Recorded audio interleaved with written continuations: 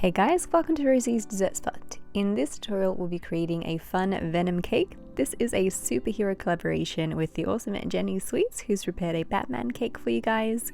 We have more cake by Yes Ma'am with a Black Panther cake, superhero cookies and macarons by Very Cherry Cakes, Captain America cake by Lovesome Sweets, a Wonder Woman mermaid cake by Cakes of Lorelei, and a mystery cake coming to you guys soon by the lovely baker as well. All those links will be listed in the description box below for you guys, so feel free to check those out after this one. I've taken an 8-inch cake, cut it in half, and I'm trimming out shapes for his head. So I have another two that I've already prepared, and that's not going to get cut. So there's my regular 8-inch, and here's the extra. Basically, I just needed an oval shaped cake. Stick it to your cake board with a little bit of chocolate frosting and then go in filling with some more of that frosting. This is half buttercream and half chocolate ganache. And keep stacking as you go. The cakes, whenever you make sculpted cakes, they always turn out looking really weird. And you think, how's that going to work out? But by the time you start trimming everything down and shaping it, I promise you it will come together.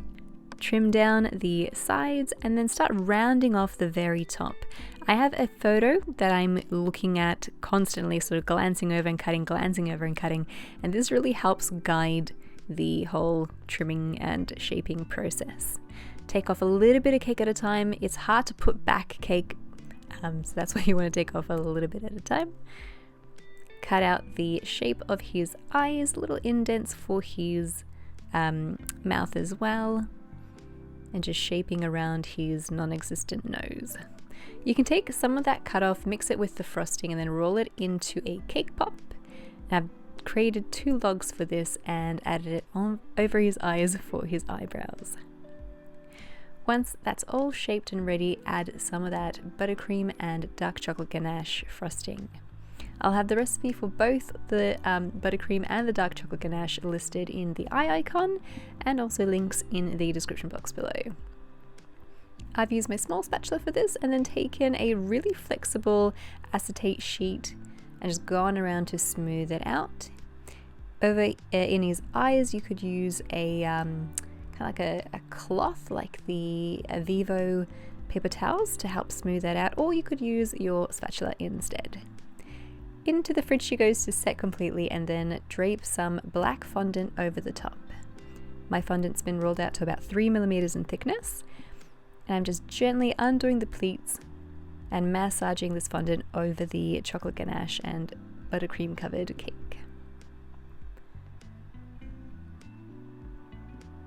Once you're happy with the smoothness, you can trim off the excess. Smooth it out with your hands. You could use a fondant smoother as well, but I find hands do just a finer job. When you cut off the excess, make sure to knead it back to softness and store it in an airtight container wrapped in Glad wrap. I've taken some white fondant and I'm gently cutting out his eyes and shaping them with my hands. You can stick these over the fondant with a little bit of water, and then just shape it into those little eye pockets. I've taken some red fondant, rolled it into a log, and I'm just going to line it on the outside of his mouth just to shape some lips.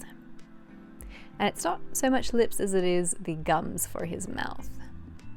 Take a nice long log of red fondant, press it out into a tongue shape, and then press it into his mouth. You can stick the tongue to the side of his face with a little bit of water. I've indented with a small round embossing tool where I'm going to put his teeth. You can skip this step if you like, not entirely necessary. Then use another sharp fondant tool to create the texture on his tongue. I've made the very center line nice and obvious, and then just little lines here and there to shape out the muscle on his tongue. For his teeth, you'll need some white fondant rolled into little logs with one side much skinnier and sharper than the other. You can stick them into his mouth, into little indents if you like, with a little bit of water. If you're enjoying these cakes, I do run classes at the moment, and I'll have those classes linked in the description box for you guys. You can press at the very base of each tooth to help shape it into the gum.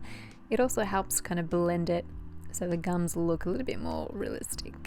For a final touch, I'm going to add a sheen or a shine all over his face. So I have some water, cornstarch and some sugar, and I'm melting that over a medium flame in a saucepan for about 5 to 7 minutes. I'll have the ingredient amounts listed in the description box below. This is basically homemade piping gel, but it's vegan. Give it some time to cool down and then use a wide brush to brush it all over his face. If you want, you can add a little bit more texture to his eyes by kind of dragging some of that black color across the edges. And you can do the same on his teeth as well. This will actually continue to look shiny. Mine is actually still in the fridge. It's been there for a few days and it's still super duper shiny. So really, really great little effect here. And your Venom cake is complete. I am a sucker for the anti-hero, I don't know why. Venom, Deadpool, the Punisher. These are my favorite superheroes, and that's why I decided to bring you a Venom today. Don't forget to check out all the other incredible superhero themed cakes that everyone has prepared for you guys. Again, the links to all those will be in the description box below, or you can click on the playlist that will be at the end in the cards. Thank you again for watching, and we'll see you in the next one.